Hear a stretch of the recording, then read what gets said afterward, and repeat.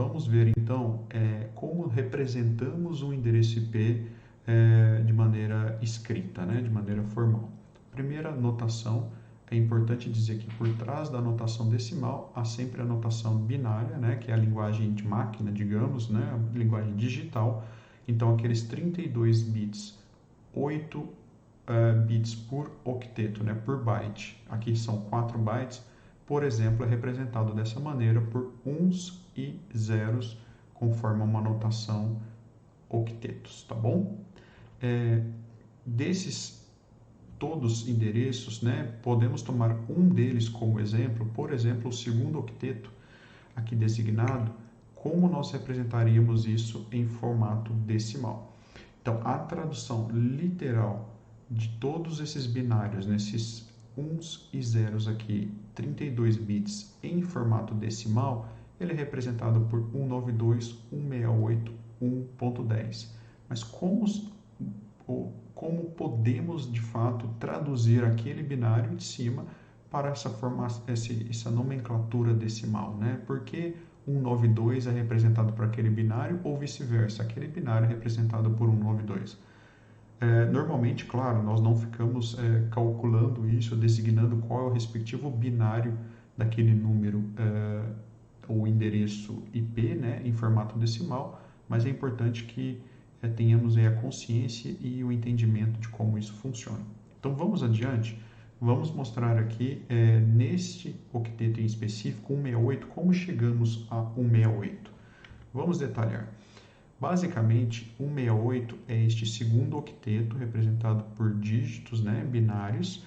Cada um desses binários aqui da direita para a esquerda representa uma crescente de ordem exponencial. Então, o primeiro bit aqui representado por 0, ele traduz o que é possível em decimal este número representar, que é 2 elevado a 0, que é 1. O segundo bit é 2 elevado a 1, que é 2. O terceiro bit é 2 elevado a 3.